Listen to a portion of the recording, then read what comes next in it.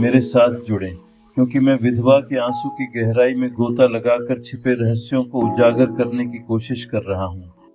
विधवा के आंसू की अवधारणा ने मुझे हमेशा मोहित किया है और आज मैं इसके रहस्य का पता लगाना चाहता हूँ।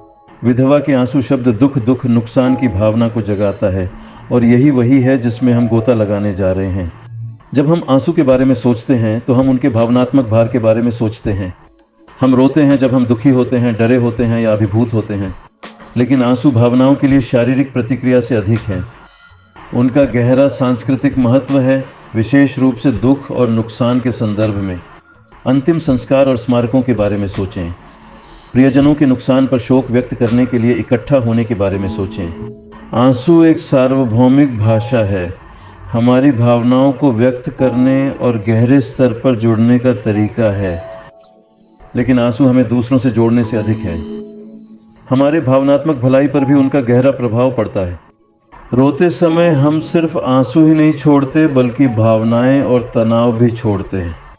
यह शरीर के लिए रीसेट करने और संतुलन खोजने का तरीका है, और यह सिर्फ व्यक्तिगत अनुभवों तक सीमित नहीं है।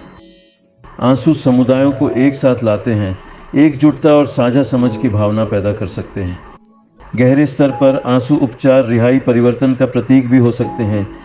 सोचें कि हम कैसे रोने के बारे में बात करते हैं। यह स्वीकार करने का एक तरीका है कि कभी-कभी आगे बढ़ने का एकमात्र तरीका जाने देना है, दबे हुए भावनाओं को छोड़ना और खुद को महसूस करने की अनुमति देना। और यह सिर्फ एक रूपक नहीं है। शोध से पता चला है कि रोने से हमारे शरीर पर शारीरिक प्रभाव पड़ सकता है, तनाव हार्मोन को कम कर सकता है और आराम की भावना को बढ़ावा दे सकता है। रोने के मनोविज्ञान और शारीरिक विज्ञान में चलते हुए यह पता लगाना आकर्षक है कि हम पहले स्थान पर क्यों रोते हैं। विधवा के आंसू के रहस्य में गोता लगाएं और उनके पीछे के गहरे रहस्यों को जानें।